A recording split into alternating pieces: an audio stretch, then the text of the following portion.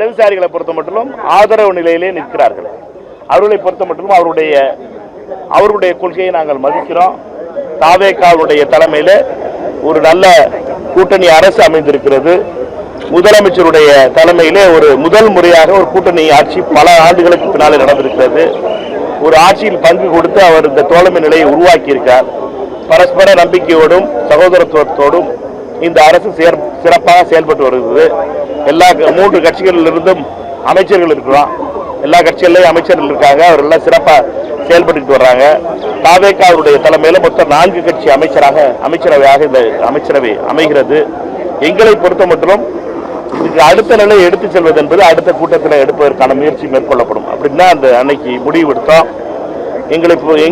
எங்களுடைய நிலை என்பது நாங்கள் பல கூட்டணி அமையும் பொழுது அமைய வைப்பதையும் அமைத்தும் அதே நேரத்தில் அதில் பங்கு பெற்றும் அதை தலைமை தாங்கியும் பழக்கப்பட்டவர். அதனால இந்த குழப்பங்கள் வேண்டியதில்லை.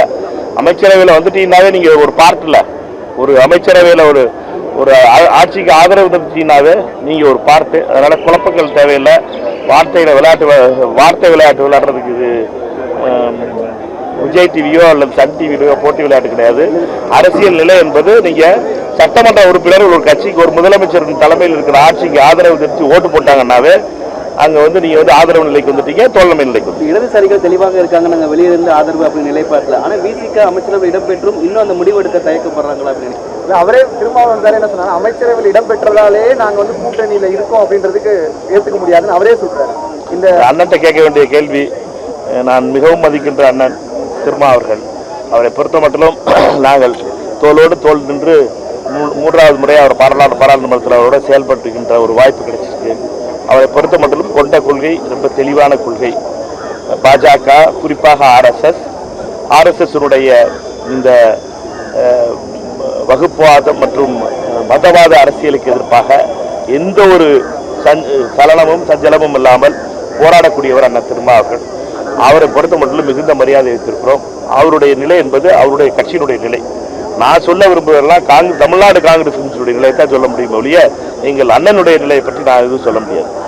தாவேகாவை இந்தியா கூட்டணிக்கு அழைத்து செல்வது கூட தாவேகா தலைமையில் தனியாக ஒரு கூட்டணி அமைப்பதற்கான வாய்ப்பு இருக்கா? ஒரு தெளிவற்ற நிலை தான் தற்போது வரையும் தொடருதா? தாவேகா தலைமையில் ஒரு கூட்டணி அமைவதற்கு தாவேகா தலைமையில ஒரு கூட்டணி அமைவதற்கு தமிழ்நாட்டில் ஒரு தெளிவற்ற நிலைமை தொடர்கிறதா? இல்லது நீங்க உங்க தலைமையில உங்க முயற்சியில தாவேகாவை இந்தியா கூட்டணியில் சேர்ப்பதற்கான முயற்சிகள் எடுக்கப்படும்? 2 விஷயத்தை குழப்பிக்கிறாதீங்க. இந்தியா கூட்டணிங்கிறது டெல்லியில் விளையாடுற விளையாட்டு.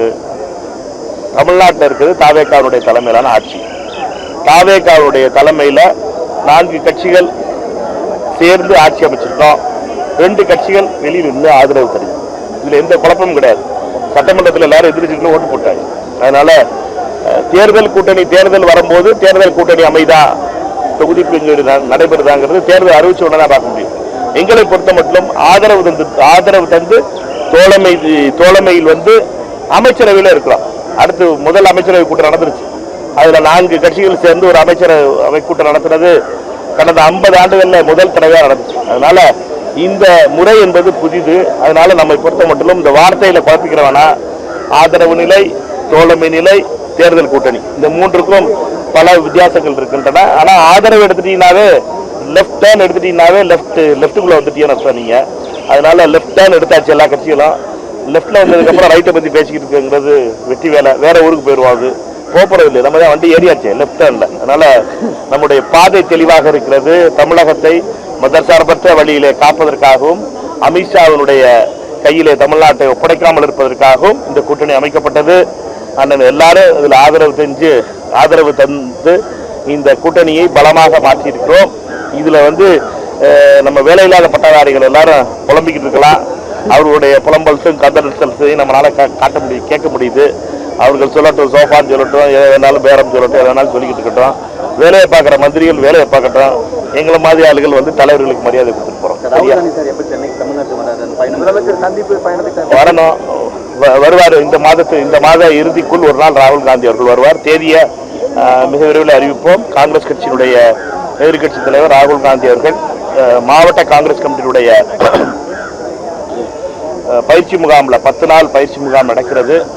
அந்த பயிற்சி முகாமில் அருமை தலைவர் ராகுல் காந்தி அவர்கள் கலந்து கொள்வார். எந்த தேதி என்பதை பாராளுமன்றமும் அதே நேரத்தில் கூடுது. 20ஆம் தேதி பாராளுமன்றம் கூடுது. 31ஆம் தேதி வரைக்கும் இந்த கேம்ப் நடக்க போகுது. அதனால ஏதாவது ஒரு நாள் ராகுல் காந்தி வருவார். வரும்போது உங்களுக்கு அவசியம் சொல்லிடுவோம்.